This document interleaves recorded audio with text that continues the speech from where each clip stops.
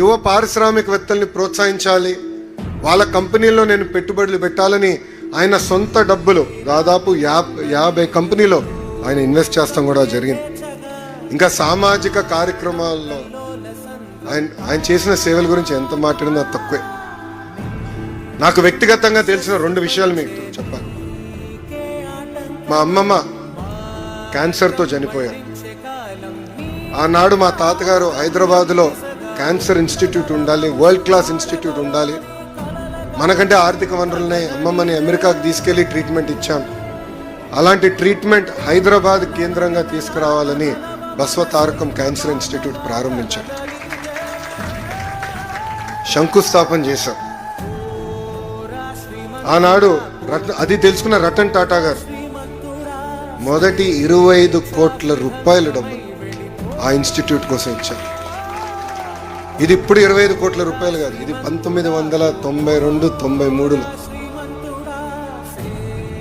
ఒక్క ఫోన్కి ఆయన 25 కోట్ల రూపాయలు ఇచ్చారు. అంతెందుకు మన 2014లో తెలుగుదేశం ప్రభుత్వం ఉన్నప్పుడు హుదూద్ తుఫాన్ వచ్చింది విశాఖపట్నానికి. ఆనాడు నేను టాటా ట్రస్ట్ సిఇఓకి ఫోన్ చేసి ఇట్లా హుదూద్ వచ్చింది కొంచెం ఆదుకోండి అని కోరితే ఆయన ఫోన్ పెట్టేసి 30 సెకండ్స్ తర్వాత నాకు ఇప్పుడే రతన్ టాటా గారితో మాట్లాడాను, 3 కోట్ల రూపాయలు మేము ఇప్పుడు నిధులు ట్రాన్స్ఫర్ చేశామని చెప్పాను. డబ్బులు ఇస్తాం గొప్ప కాదు. నేను అడిగాను ఎప్పుడు వస్తారు ఆయన, నా స్వార్థం కూడా ఉంది, గురువుగారు నేను కలవచ్చు కదా అని. ఎప్పుడు వస్తారు ఆయన అని అడిగితే మాకు మార్కెటింగ్ అవసరం లేదు, మాకు ప్రెస్ రిలీజ్ అవసరం లేదు, ప్రజల్ని మీరు జాగ్రత్తగా చూడండి, డబ్బులు సరిపోతే మాకు ఫోన్ చేయండి మళ్ళీ ఇస్తానని చెప్పిన గొప్ప వ్యక్తి రతన్ టాటా గారు.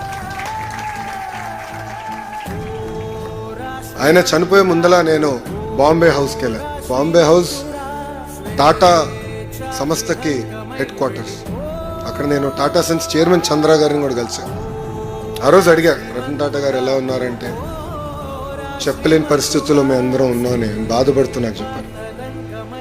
నిజంగానే ఆయన చనిపోయే ముందలో కూడా ఆంధ్ర రాష్ట్ర చరిత్రలో ఎప్పుడు జరిగిన విధంగా టీసీఎస్ ప్రకటిస్తాం జరిగింది.